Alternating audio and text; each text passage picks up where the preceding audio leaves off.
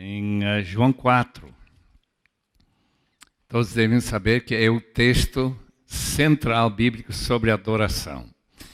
Pastor Luiz pediu que eu falasse sobre este tema tão importante para todos nós. Adorar. Muita gente pensa que aquilo que estão fazendo agora é adorar. Pode ser e pode não ser. Porque Jesus disse, este povo, ele não falou isso para os irmãos, este povo me adora com os lábios, mas o seu coração está longe de mim. Em outras palavras, nós podemos nos aproximar a Deus fisicamente com palavras, mas não adorar. Portanto, essa noite, se Deus estiver conosco, e se Deus abrir nossas mentes para entender um pouquinho mais o que a Bíblia ensina acerca desse tema central na Bíblia, a razão que Deus nos criou, a razão que nos salvou foi para adorar. E certamente, eternamente estaremos adorando. Já encontramos o capítulo 4 de João. Eu vou ler aqui na Nova Versão Internacional. Começando, versículo 7. Os irmãos sabem que Jesus está passando por Samaria. Passou num lugar chamado Sicar, no poço de Jacó. Nisso veio uma mulher, versículo 7, samaritana, tirar água. Disse-lhe Jesus, dê-me um pouco de água. Os seus discípulos tinham ido à cidade comprar comida. A mulher samaritana lhe perguntou, como o Senhor, sendo judeu, pede a mim, uma samaritana, água para beber? Pois os judeus não se dão bem com os samaritanos. Jesus lhe respondeu, se você conhecesse o dom de Deus, e quem lhe está pedindo água, você lhe teria pedido a ele lhe teria dado água.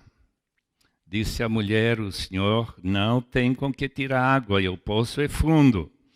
Onde pode conseguir essa água viva?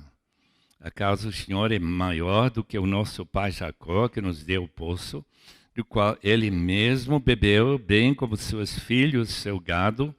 Jesus respondeu, quem beber desta água terá sede outra vez. Mas quem beber da água que eu lhe der, nunca mais terá sede. Ao contrário, a água que eu lhe der, se tornará nele uma fonte de água a jorrar para a vida eterna. A mulher lhe disse, Senhor, dê-me dessa água, porque eu não tenha mais sede, nem precise voltar aqui para tirar água. Ele lhe disse, vá, chama o seu marido e volte. Não tenho marido, respondeu ela. Disse-lhe Jesus, você falou corretamente, dizendo que não tem marido. O fato é que você já teve 5, e o homem com quem agora vive não é seu marido. O que você acabou de dizer é verdade. Disse a mulher, Senhor, vejo que é profeta. Nossos antepassados adoraram neste monte, mas vocês judeus dizem que Jerusalém é o lugar onde se deve adorar. Jesus declarou, creia em mim, mulher, está próxima a hora em que vocês não adorarão o Pai, nem neste monte, nem em Jerusalém. Vocês samaritanos adoram o que não conhecem, nós adoramos o que conhecemos, mas a salvação vem dos judeus, pois a salvação vem dos judeus. No entanto, está chegando a hora, e de fato já chegou, em que os verdadeiros adoradores adorarão o Pai em espírito e em verdade. São estes os adoradores que o Pai procura. Deus é espírito, é necessário que os seus adoradores o adorem em espírito e em verdade. Disse a mulher, eu sei que o Messias chamado Cristo está para vir. Quando ele vier, explicará tudo para nós. Então Jesus declarou, eu sou o Messias, eu que estou falando com você. Eu gostaria de convidar os irmãos a orar comigo e pedir o quê? Vai ser um pedido corporativo. Que esses próximos minutos, 30 minutos,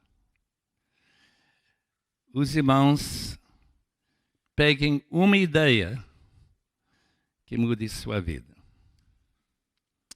Eu estive com John Haggai ontem, em Campinas. Ele tem 90 anos, fundou o famoso Instituto Haggai. Ele me disse, quando eu leio a Bíblia, eu peço a Deus pegar 2 ideias novas, que nunca pensei antes. Será que Deus responderia uma oração dessa? Os que já sabem tudo? Vamos ver. Vamos orar e pedir que Deus realmente traga para nós algo de importante para orientar nossa vida para a glória dele. Pai amado, sem teu auxílio, nossa vida esta noite será sem valor algum, sem proveito. Voltaremos como aquela mulher, sem água, muito menos água viva. Rogamos, Senhor, que Tu fales conosco, porque quando Tu falas, quando nós nos encontramos contigo, nós realmente aproximamos a realidade do que significa, biblicamente, adoração. Ser com cada um, segundo a necessidade de cada pessoa aqui. E rogamos que ninguém saia sem ter ouvido a Tua voz e recebido algo de valor para a sua vida. Em nome de Jesus. Amém. E amém. Este texto me fascina há muito tempo. Fascina por quê? Porque quando Jesus vai falar sobre renascimento, ele vai em capítulo 3 falar com um judeu, líder dos judeus. Ele com certeza está pensando que aquele líder, se ele nascer de novo, pode ser uma grande bênção. Lá no Sinédrio, onde ele era participante. Mas quando ele senta, lá naquele poço de Jacó, que eu visitei uma vez só na vida, quando era possível, hoje não é tão fácil, em 62, ele começa uma conversa com uma mulher samaritana. Aquela mulher tem uma vida meio complicada, como algumas pessoas aqui têm tido. E quando Jesus fala de água viva, ela não entende de nada. Ela entende o que significa essa frase para a época. É água que se repõe e não é um poço que quando a gente tira água, como vão tirar lá da cantareira, não tem mais. Não, é um poço que renova a água constantemente. Portanto, dá para beber. Isso é água viva. Por isso que ela diz, você não tem nada com que tirar essa água viva. Jesus diz, se você conhecesse o dom de Deus e quem está falando consigo, você pediria. Irmãos, Jesus falava em parábolas e comparações. Ele usa essa ideia de sede para falar daquilo que mais interessa na sua vida. A Evelyn Underhill escreveu um trabalho sobre a mística do cristianismo, dizendo o seguinte, que toda pessoa do mundo tem uma saudade para o perfeito lar. Perfeito lar. Tem saudade para um amigo, companheiro, parceiro perfeito. E tem saudade por uma pureza perfeita. É interessante ao notar que no Evangelho de João, todas aquelas 3 saudades são supridas pelo próprio Senhor Jesus. Uma delas é justamente essa ideia de pureza, porque água trata de justamente limpeza, pureza. Quando Jesus lavou os pés dos discípulos no capítulo 13, diz: agora vocês estão limpos pela palavra que eu tenho falado. Porque não é somente lavar os pés, mas a pronúncia de Jesus.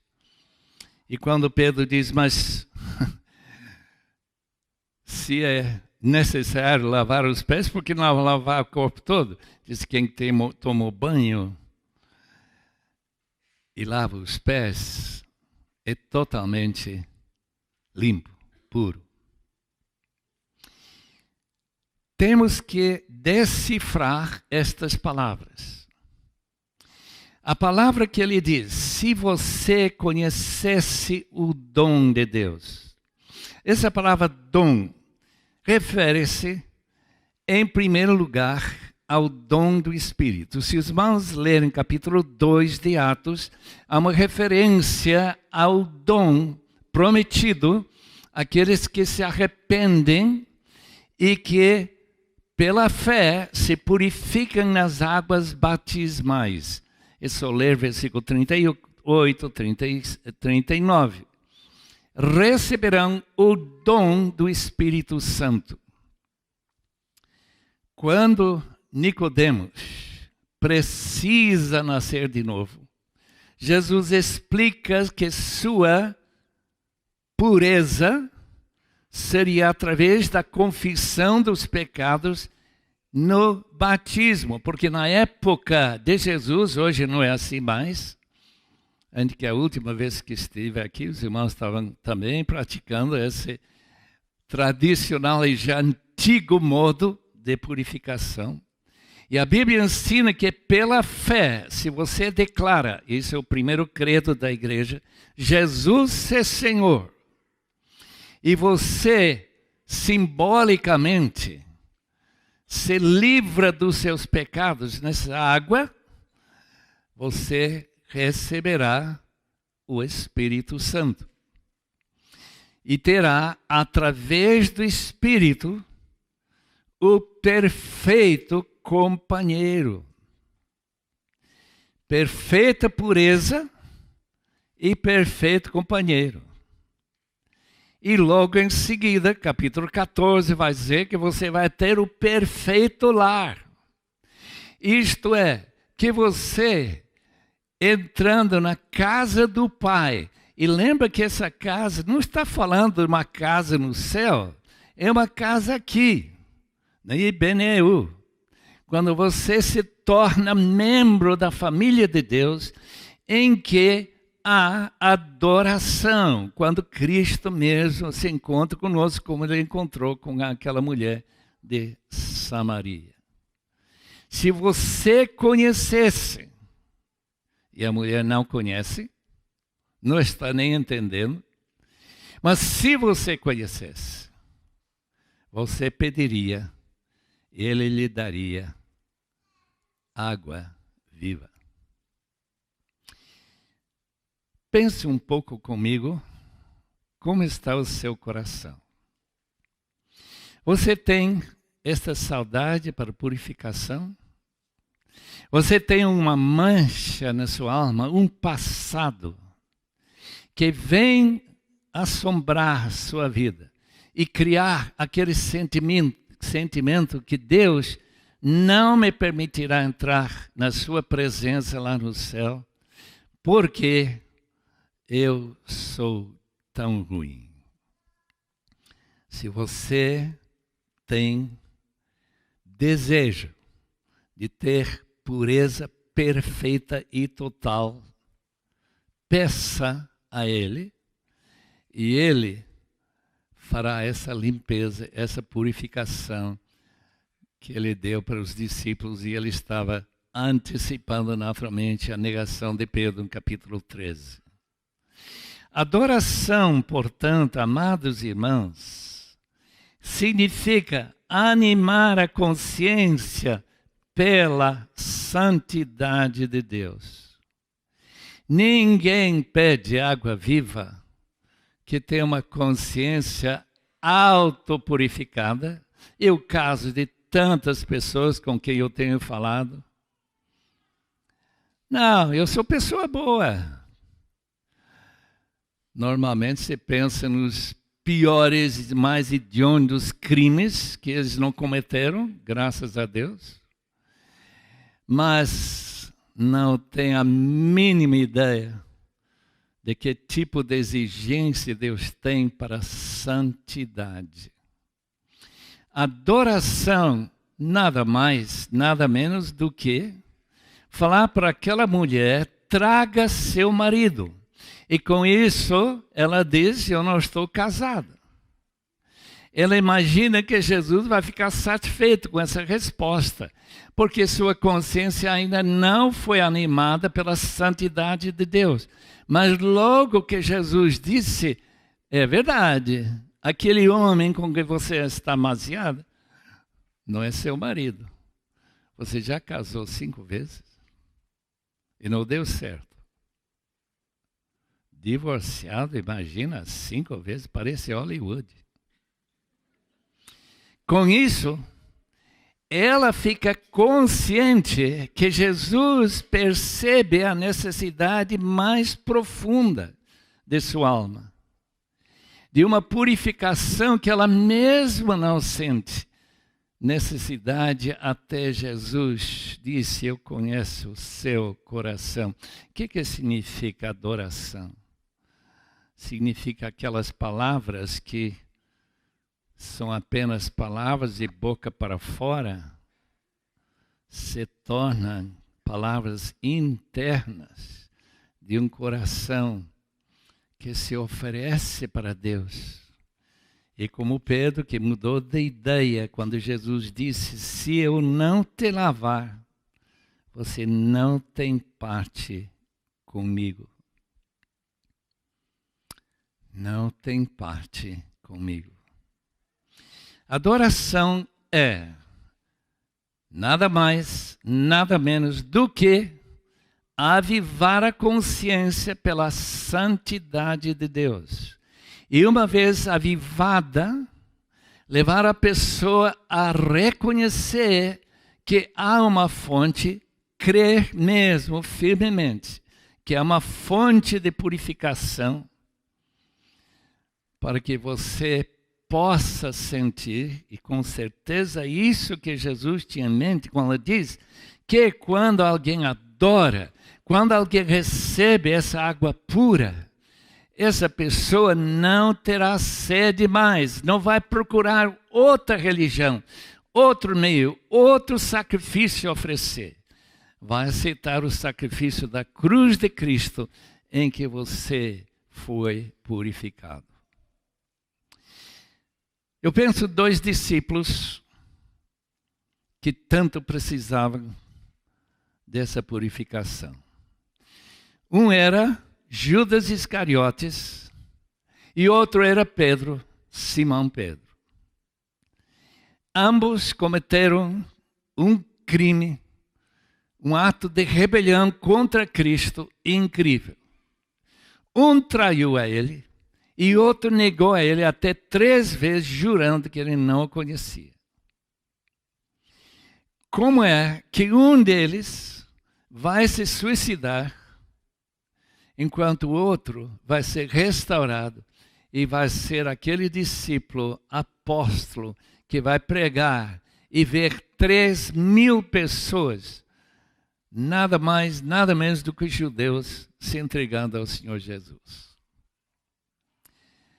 É que Pedro viu na cruz de Cristo a verdadeira purificação, a única maneira de ganhar essa pureza na sua vida. Todos nós, eu especialmente, sou pecador consciente. Muito consciente. Se os irmãos nunca sentiram esse animar da sua consciência pela santidade de Deus, se você não foi aproximado a chegar na porta do céu e pediu que a luz celestial brilhe sobre a sua alma, para ver se não tem alguma mancha lá, algum câncer espiritual que precisa ser removido. Talvez você nunca adorou. O que o salmista, Salmo 51, declara? Que o coração que Deus aceita é um coração quebrantado e contrito, despedaçado pelo Senhor da glória. E se falar com todas as pessoas aqui que estavam adorando agora realmente, e eles se abrirem seu coração e contar como que foi com eles, descobrirão exatamente isso. Que eles ficaram moídos, quebrantados por Jesus Cristo. Adorar é purificar a imaginação pela beleza de Deus. Por que a beleza de Deus, irmãos? Porque todos nós somos atraídos pela beleza. A pessoa não adora a Deus uma vez na vida, diz, já adorei, eu estou bem, eu não preciso mais olhar para Ele. Tem mulheres aqui que gostam muito de flores. Flores. Não sei por que mulher gosta mais de flores do que homem. Ainda que tem um homem aqui ou ali que gosta muito de flores. Não importa quantas flores você já viu, quantos arranjos, a gente sempre fica muito feliz em ver mais flores. Fora do cemitério, claro. Irmãos, Deus é massa de flores. E um daqueles jardins, como se tem em Bellingrath Gardens, uma coisa incrivelmente linda. E que você passeia e sente talvez o paraíso foi mais ou menos assim. Purificar a imaginação daquilo que o mundo diz é belo, internet, pornografia, futebol, meus irmãos, uma bela jogada. Cuidado, cuidado. Purificar a imaginação de Deus pela beleza dele. Deus belo, Deus que é luz como o sol. Meus irmãos, adoração é que cria na imaginação, ele é invisível para nós, ninguém tem visto a Deus. Mas através da experiência de olhar para Jesus e nós sermos transformados de glória em glória, segundo Coríntios 13:18, nós somos aproximados a essa beleza. E a gente é transformado por essa beleza. Eu espero que todos esta noite vieram aqui para olhar, não para um jardim de flores, aqui não estou vendo, mas olhar para a beleza de Deus. Número 3, abrir o coração para o amor de Deus. Todo mundo aqui provavelmente sabe que Deus é amor. Que Deus amou de tal maneira ao mundo que deu seu Filho unigênito, para que todo aquele que nele crê não pereça, mas tenha vida eterna, que Ele amou o mundo. Eu creio que todo mundo sabe, só que nós não sabemos que significa o amor de Deus em comparação com o nosso amor. Talvez por uma moça, uma namorada, uma esposa. Oh, irmãos, há uma imensa diferença entre o amor de Deus e qualquer amor humano. Até o grego tem palavras para distinguir esses tipos de amor. Tem a palavra storge, o amor que a mãe tem para o filho. E alguns filhos para as mães e os pais. Tem o amor eros, esse amor de necessidade. Muito conhecido, de onde vem a palavra em português erótico. E tem a palavra philos, que é essa palavra de amizade, quando temos interesses em comum. Mas o amor de Deus é sempre agape. E o amor agape é um amor que se dá, um amor que quer servir a pessoa amada. Amor que quer se sacrificar. Adoração é criar um verdadeiro desejo de servir a Deus. Bem, 5 minutos. Eu vou parar. Obrigação do próprio Luiz Saião. Queridos irmãos, no mês de janeiro de 1956, uma das famosas chacinas do mundo ocorreu no Rio Curaray, no Equador, para onde Luiz Saião está voando, provavelmente nessa hora.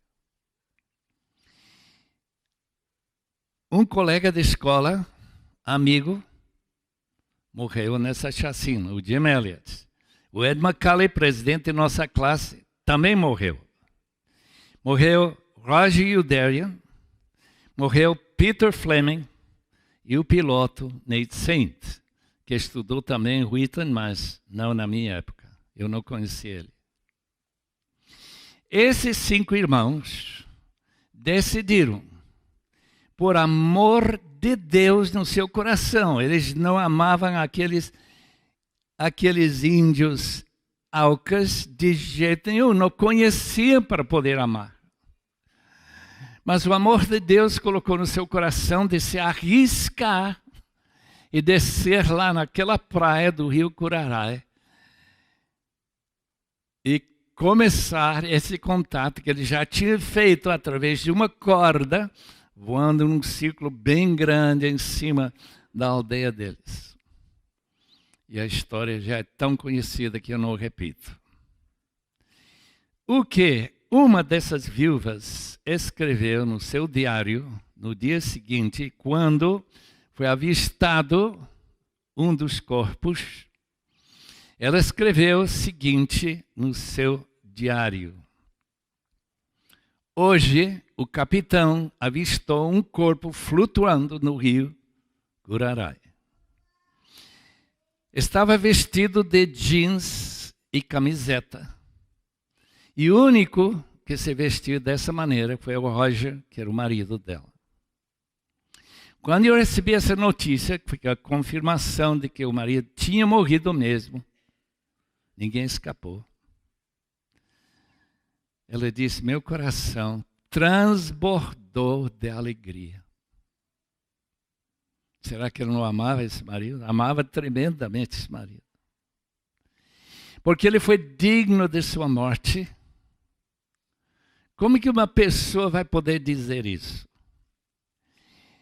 No dia anterior, já li esse texto que me marcou, Salmo 48, 14. Esse Deus é o nosso Deus e será nosso Deus para sempre. E agora a oração que terminou aquela entrada no seu diário. Oh Deus, me ajude a ser pai e mãe para os seus filhos. Irmãos, para a gente poder se alegrar na morte de uma pessoa muito querida, precisa do amor que não é nem storge, não é eros, não é philos, é verdadeiro agape. Adoração é quando nossos corações são abertos, realmente abertos para o amor de Deus. Nós viemos aqui para adorar. Mas como diz John Piper, culto não é adoração. A não ser que aquele milagre ocorra, em que a imaginação é aberta para ver a beleza de Deus, o coração é aberto para receber o amor de Deus, e que você receba essa purificação genuína de qualquer pecado que está perturbando a sua consciência animada pela santidade de Deus. Vamos orar. Pai amado, como é bom saber que tem a solução para essa grande necessidade que aquela mulher tinha e que todos nós temos e tínhamos. O Deus abençoe cada coração. Antes de dormir essa noite, havendo qualquer necessidade, pedir a Ti, Senhor, pedir mesmo de coração, como aquela mulher pediu, Senhor, me dá essa água viva, e me receba nessa casa do Pai, me dá esse lar perfeito, me dá essa purificação total, e me dá essa alegria de conhecer a Deus pessoalmente. Obrigado, queridos irmãos. Infelizmente, eu tenho que ir embora para uma outra reunião. E Deus abençoe vocês. Continue orando e adorando para a glória de Deus.